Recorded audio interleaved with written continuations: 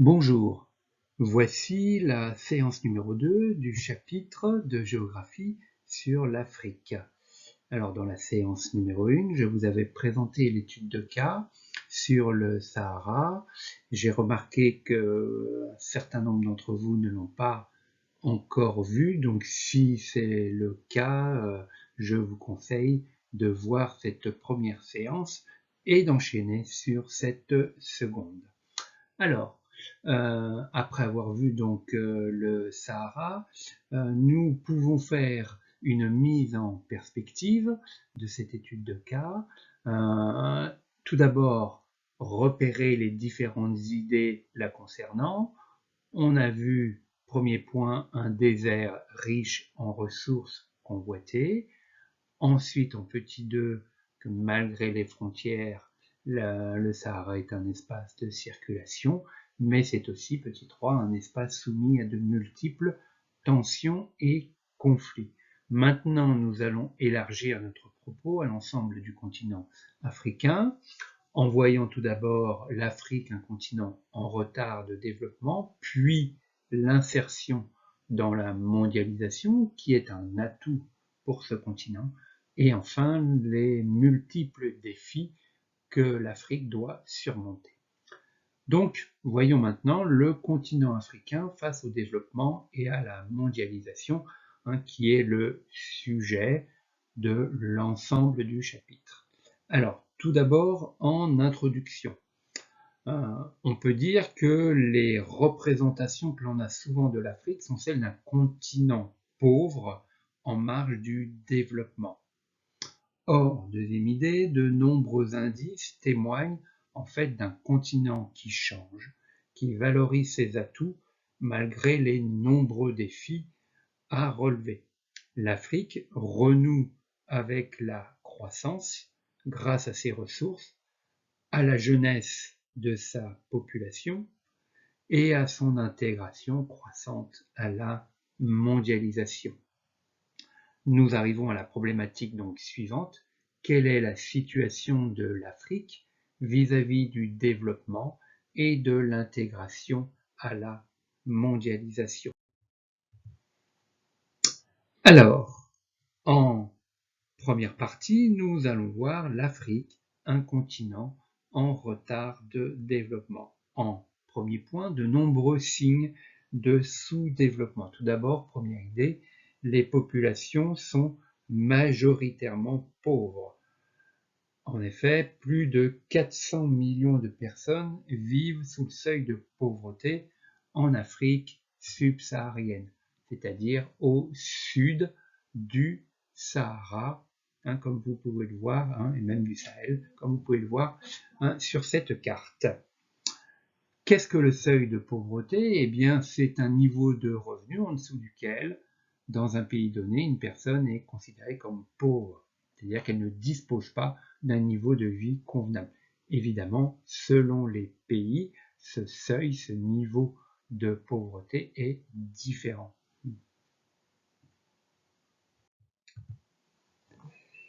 Alors, la majorité des pauvres sont des ruraux, mais il y en a aussi beaucoup qui vivent dans les bidonvilles. Environ 60% des habitants des villes d'Afrique subsaharienne y vivent. On verra ça tout à l'heure. Alors, sur ce tableau, vous avez un certain nombre d'indicateurs économiques qui permettent de comparer l'Afrique au restant du monde. En ce qui concerne donc le revenu national brut par habitant, vous voyez que celui de l'Afrique est largement inférieur à celui du monde. On est à presque un peu plus de 3 fois moins. La mortalité infantile est beaucoup plus élevée aussi, en général entre 0 et 1 an, 45 pour 1000 contre 28 pour 1000, qui est la moyenne mondiale. L'espérance de vie a augmenté, mais elle reste plus faible. Elle reste plus faible que celle de la moyenne mondiale, 62 ans pour les hommes et 65 ans pour les femmes. Le taux de scolarisation progresse en Afrique, mais il reste plus faible que celui de la moyenne mondiale, 78% d'enfants scolarisés dans le primaire et seulement 33% dans le secondaire. Enfin, on vient de parler de la pauvreté, les personnes sous-alimentées représentent aujourd'hui 20% de la population africaine contre 11% sur l'ensemble de la planète. Alors, comme je vous le disais tout à l'heure, donc 60% des habitants des villes d'Afrique subsaharienne donc, vivent dans des bidonvilles. Il y a quand même des progrès. Si on prend le cas du Sénégal, de nombreux habitants des bidonvilles, on est passé de 70% en 1990 à 30% en 2018. Conséquence de cette pauvreté, qui reste quand même importante, c'est la sous-alimentation. Comme je vous l'ai dit tout à l'heure, donc celle-ci est importante et vous avez sur cette photo un exemple, le bidonville de Nairobi, donc la capitale du Kenya, un des bidonvilles les plus importants en Afrique, environ 1 million de personnes y vivent. Alors, la sous-alimentation, c'est la situation donc, dans laquelle les individus disposent d'un apport énergétique insuffisant, estimé à moins de 2500 calories par jour. Et vous voyez donc sur cette carte que la sous-alimentation est plus importante en Afrique du centre-est et vers l'Afrique australe. On voit notamment pour des pays comme l'Éthiopie ou la Zambie que le taux de population sous-alimentée dépasse les 40%, même parfois les 50%, ce qui est vraiment très très important. Elle est beaucoup plus faible en Afrique de l'Ouest et Afrique du Nord.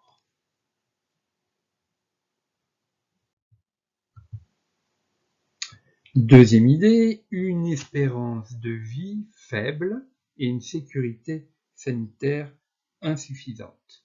L'espérance de vie, donc, en Afrique est en moyenne de 63 ans. Elle augmente, mais il y a encore de grands contrastes entre les pays. Et si on veut comparer, je vous avais indiqué que la moyenne mondiale est de 73 ans. Alors, les causes. Eh bien, il y a les conflits armés, évidemment, qui provoquent cette faible espérance de vie comparée à d'autres pays. Il y a aussi la crise économique qui provoque la sous-alimentation qu'on a parlé, le manque d'investissement, un chômage important et donc qui provoque de la misère.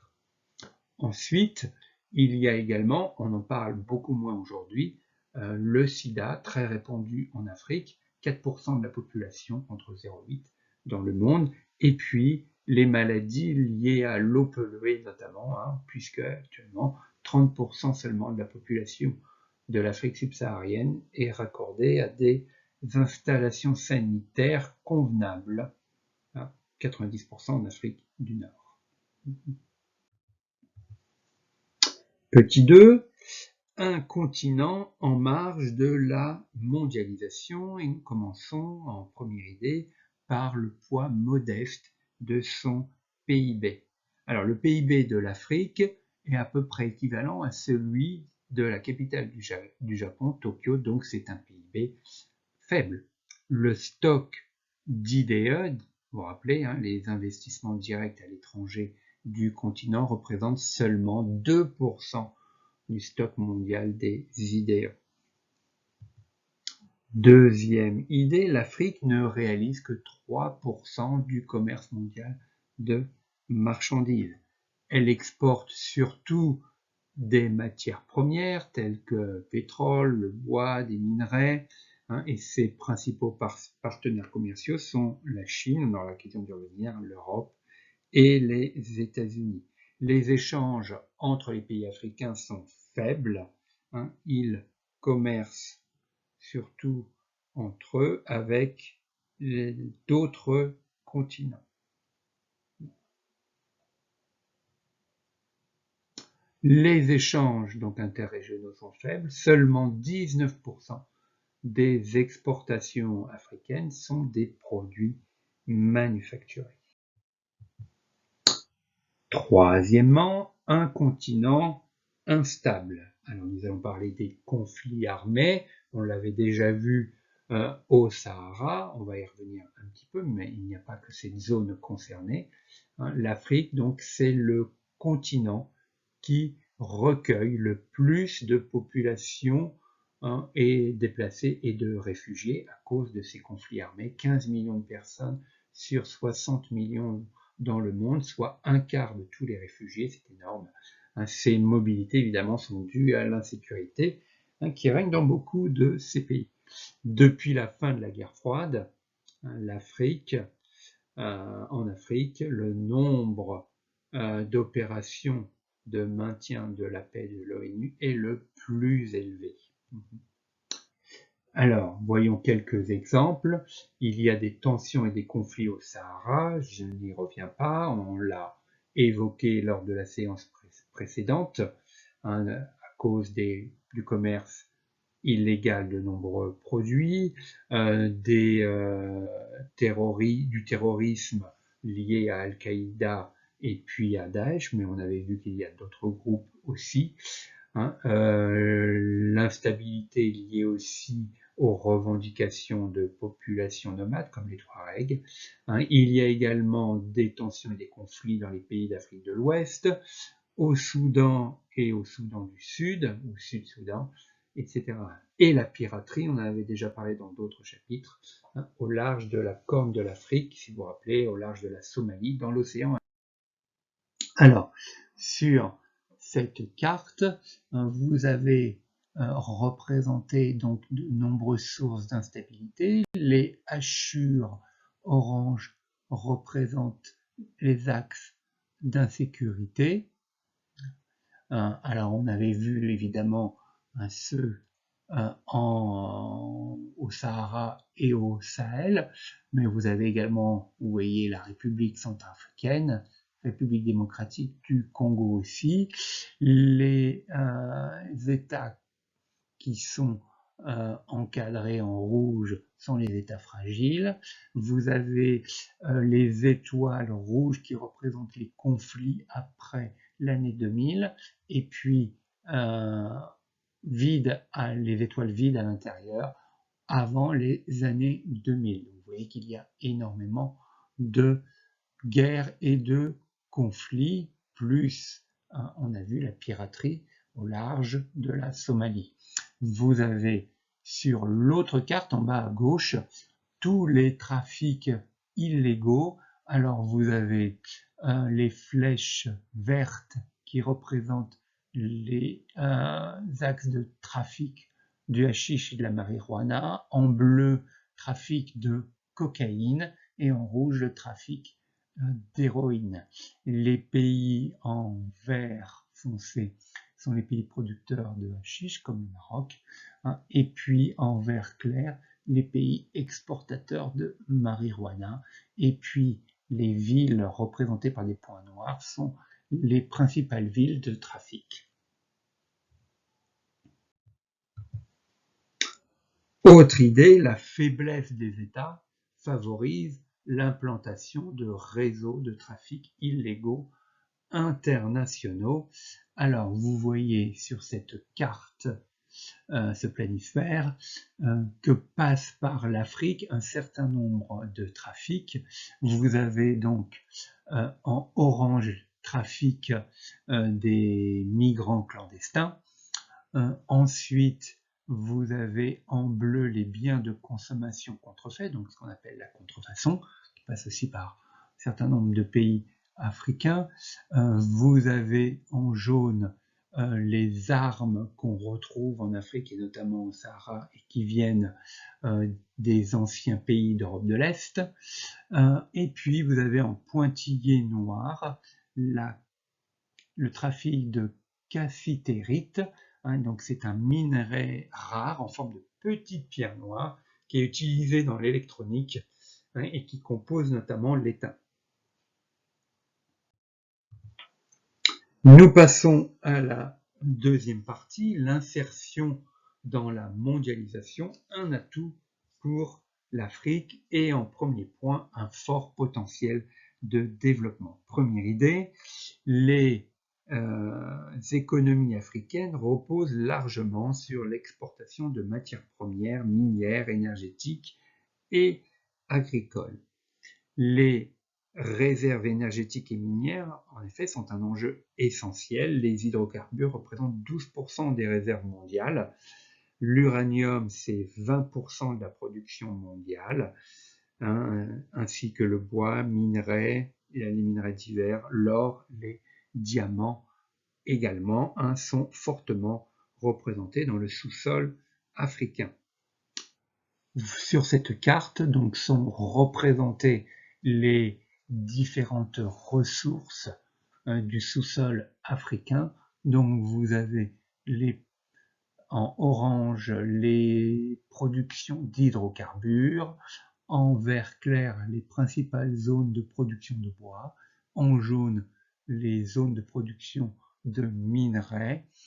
Les cercles bleus représentent les 5 principaux ports pour les moyens de communication et les exportations et l'arrivée des importations. Et puis les carrés violets, les 5 principaux aéroports.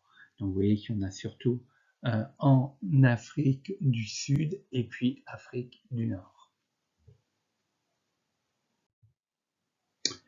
Autre ressource pour l'Afrique, le tourisme, grâce à la diversité de ses paysages. Il s'agit de tourisme culturel, balnéaire et animalier, avec les safaris, comme en Afrique du Sud, au Kenya ou en Tanzanie. Vous avez un exemplifié à travers la couverture du magazine Géo. Deuxième idée, depuis les années 2000, il y a une forte croissance économique de l'Afrique, une progression annuelle d'environ 4%, selon les années, ça peut être plus faible ou aux alentours de 4%. Cette forte croissance économique a permis une hausse de la consommation intérieure, et la conséquence, c'est qu'une classe moyenne émerge, surtout en Afrique australe, alors c'est-à-dire le sud de l'Afrique, à ne pas confondre avec le pays l'Afrique du Sud, au Kenya et puis au Maghreb. Donc ce sont généralement des personnes qui vivent dans les villes, personnes jeunes qui consomment et qui attirent les firmes transnationales. Petit 2, un continent convoité. Tout d'abord, première idée, l'Afrique est convoitée pour ses ressources énergétiques et minières, surtout par la Chine et les pays émergents. Alors, ces terres, les nombreuses terres que l'on trouve sur le continent africain, les terres cultivables, sont recherchées par des pays qui en manquent, des pays déficitaires en production alimentaire. Cela se traduit par une prise de contrôle directe ou indirecte d'exploitation agricoles et de terres cultivables par des firmes étrangères. C'est ce qu'on appelle le land grabbing, donc la prise de contrôle de terres agricoles par des firmes étrangères. Vous avez ici un exemple avec une firme indienne, Konturi Global Limited, qui possède de nombreuses exploitations agricoles en Éthiopie et au Kenya, dans les cultures d'exportation, notamment ici on vous dit les fleurs destinées au marché mondial, et les semences viennent des États-Unis. Deuxième idée, les investissements étrangers en Afrique se multiplient. Alors, depuis les années 2000, les IDE en Afrique ne cessent d'augmenter. La part de l'Asie progresse dans le commerce africain. La Chine est aujourd'hui le premier partenaire commercial depuis 2010 et la Chine et l'Inde sont les moteurs de l'investissement. La Chine est présente dans 40 pays africains. C'est tellement important qu'on parle aujourd'hui de la Chine-Afrique. Alors, vous regarderez une vidéo sur l'Éthiopie, la nouvelle usine de la Chine. Donc, je vais vous envoyer le lien pour regarder cette vidéo. Vous verrez, c'est très intéressant. Nous passons à la troisième partie de ce grand 2, une intégration croissante au monde. Première idée, les investissements permettent la réalisation de grands chantiers. Alors, vous avez sur cette carte un certain nombre de chantiers, il y en a 7 qui sont réalisés ou qui sont en voie d'achèvement même depuis 2013 jusqu'à nos jours. Vous en avez 2 au Maroc, un au Sénégal, Côte d'Ivoire, Nigeria, Kenya et Afrique du Sud. Beaucoup concernent le domaine des transports. Donc, vous voyez par exemple, voilà le train en Côte d'Ivoire, le train urbain d'Abidjan. Vous avez la modernisation du réseau ferroviaire au Nigeria pour 12 milliards de dollars avec une aide de la Chine. Vous avez le chemin de fer Mombasa au Kenya qui relie le Kenya à ces pays environnants, la construction aussi de 600 trains en Afrique du Sud pour renouveler le panel de trains qui vieillissent dans ce pays.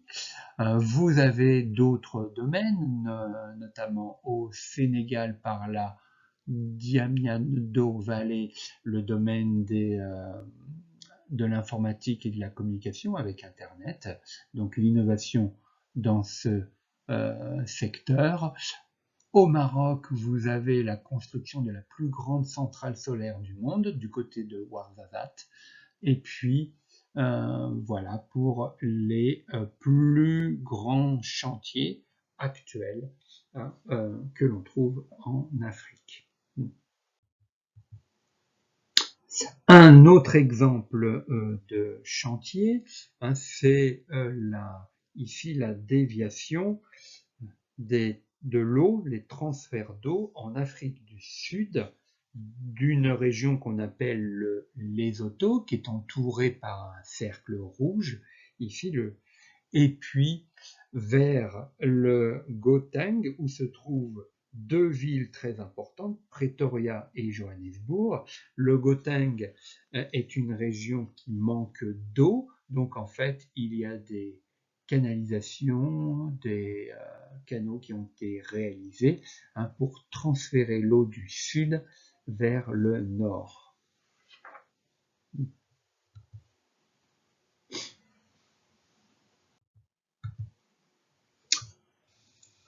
Autre idée, l'accès à Internet progresse. Aujourd'hui, 11% de la population africaine a accès à Internet. C'est faible, mais en progrès. L'utilisation la plus importante se fait au Maghreb, où les jeunes de la classe moyenne sont très connectés aux réseaux sociaux. C'était le cas déjà dans les années 2010-2011 avec les printemps arabes en Tunisie et puis Égypte, Libye. Et là, vous avez un exemple d'utilisation d'Internet, des réseaux sociaux par les jeunes Tunisiens. Et puis, un cas plus récent, 2019, la révolte en Algérie, qui a permis de ne pas, qui a empêché, la énième présentation du président Bouteflika l'élection présidentielle, suivie après sa mort par des manifestations pacifiques dans tout le pays, et une partie, cette révolte, en fait pacifique, sans leader, s'est déroulée sur les réseaux sociaux notamment, et vous avez ici un texte que l'on trouve sur le site de France Info qui date du mois d'avril 2019, où on vous explique que des milliers d'Algériens protestent dans la rue et que les mots d'ordre ont été lancés sur les réseaux sociaux, notamment sur Facebook, très utilisé.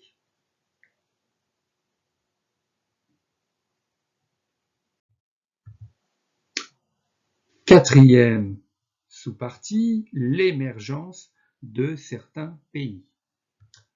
Alors évidemment, le pays le plus en vue, c'est l'Afrique du Sud, seule véritable puissance émergente du continent. Son PIB est le plus important, avec près de 400 milliards de dollars, avec le Nigeria. Le Nigeria a même un PIB plus important, mais c'est un pays qui est moins développé, puisque le PIB du Nigeria dépend de la vente d'hydrocarbures.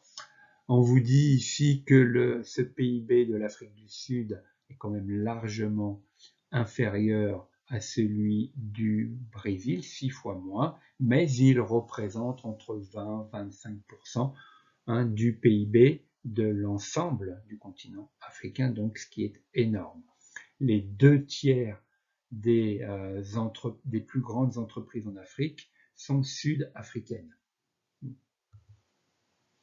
Alors, je vous présente ici un dossier rapide sur l'Afrique du Sud, comment la nouvelle Afrique du Sud illustre le décollage du continent.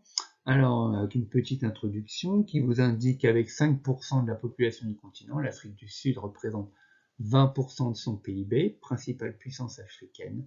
Sa croissance économique et son ouverture sur le monde en font un pays émergent, mais de très fortes inégalités sociales et spatiales subsistent encore sur son territoire. Alors, vous avez l'évolution ici du PIB de l'Afrique du Sud, positif, mais avec une récession en 2009, en PIB donc aux alentours de entre 2 et 4%, un petit peu moins actuellement, parce qu'il y a également une récession économique mondiale. Vous avez également donc les importations et les exportations, et puis une photo du quartier d'affaires, le CBD, de Johannesburg, Sandton City. On vous dit que c'est le premier centre d'affaires d'Afrique du Sud. Un texte pour terminer sur l'Afrique du Sud, un texte très intéressant que je vais vous lire, qui date de 2012, mais qui est toujours valable, une économie émergente dans l'espace mondial. L'économie sud-africaine est de plus en plus mondialisée, dominée par ces 6 grands groupes internationalisés, Anglo American, SA Mutual, Sanlam, Rembrandt, Angloval Mining, Liberty Life. Elle bénéficie de ressources minières considérables dont est issue la première industrie africaine, entre parenthèses, chimie, sidérurgie, métallurgie de transformation. Fermez la parenthèse. L'ouverture à l'extérieur a stimulé la croissance et le rayonnement des grandes firmes. Anglo American, dont le siège social est à Londres, est le premier groupe minier du monde. Ses filiales sont des leaders, De Beers, qui opère dans 25 pays, est le premier groupe mondial d'extraction et de commercialisation des diamants. Anglo Platinum est le premier pour le platine, et Anglo Gold Ashanti est l'une des premières firmes aurifères, c'est-à-dire qui concerne l'or. La bourse de Johannesburg est la 15e du monde, et le tourisme international est en plein essor. En dehors de l'Afrique du Sud, il y a quelques pays qui se développent, qui ont une croissance forte, comme le Nigeria dont j'ai parlé tout à l'heure, qui a le premier PIB en Afrique grâce à ses hydrocarbures, mais il y a aussi l'Éthiopie. Quand vous regarderez la vidéo sur les investissements chinois en Éthiopie, donc l'Éthiopie est un pays qui, grâce aux idées chinois, se développe. La Côte d'Ivoire aussi. Donc il y a une importante influence régionale et un fort potentiel de développement. L'Afrique du Nord aussi, à ne pas oublier, qui est en pleine mutation.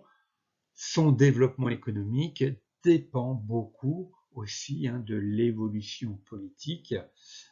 En Tunisie, dont un des seuls pays qui est une véritable démocratie en Afrique, mais une démocratie fragile. L'Algérie, qui est en pleine crise actuellement, mais une crise démocratique, et qui a de grandes ressources de gaz et aussi de pétrole. Et puis le Maroc, qui a des possibilités de développement très importantes.